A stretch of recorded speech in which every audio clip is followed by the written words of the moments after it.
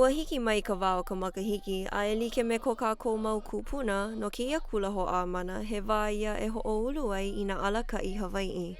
Mamake mako e ho'a lako, ho'a kela ahi I loko o lako I mea e hiki a lako ke ho'omau I nā ku'una Hawai'i, I nā nohona Hawai'i.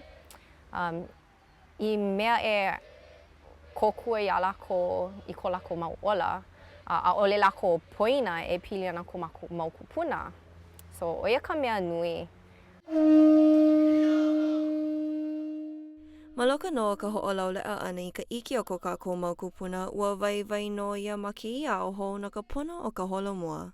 What we pride ourselves here at Hālau Kumana is blending the two, blending both worlds, whether it's traditional, whether it's Western, whether it's kahiko, whether it's contemporary.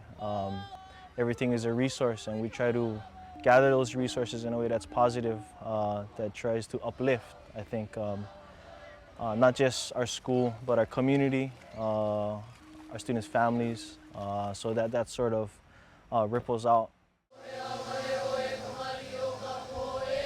No laila, ua mālama ia ka ho'olaule'a makahiki ma Hālau Kumana I ke lā po'akolu I hala aku nei. So Makahiki for us here at Hālau Kumana is a way to celebrate our connections. Is to celebrate definitely the traditions of our ancestors, but mostly just to have fun. Ama waino na pa'ani makahiki ka ho'okani pila me ka ono ka mea ai, ua kūpona no kia launa ana o ka ohana. It's one thing to talk about it and to read it in a book, but to actually makahana ka'ike by doing one learns, I think that's the best way for our ohana to truly learn and to perpetuate our culture of what our kupuna and our ancestors left for us.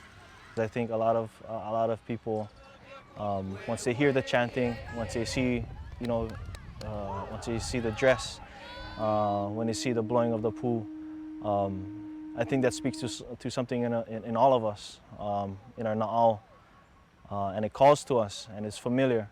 A ke nui ho aku ka po'e ho'omau ana I kia ho'olaule'a Hawai'i, pēlā no e ho'ola ho ai ka ike o nā kūpuna I nā lo wale I waino o kākou. And I think makahiki is a good way to begin. I don't think it's the only way, but I think it's a good start.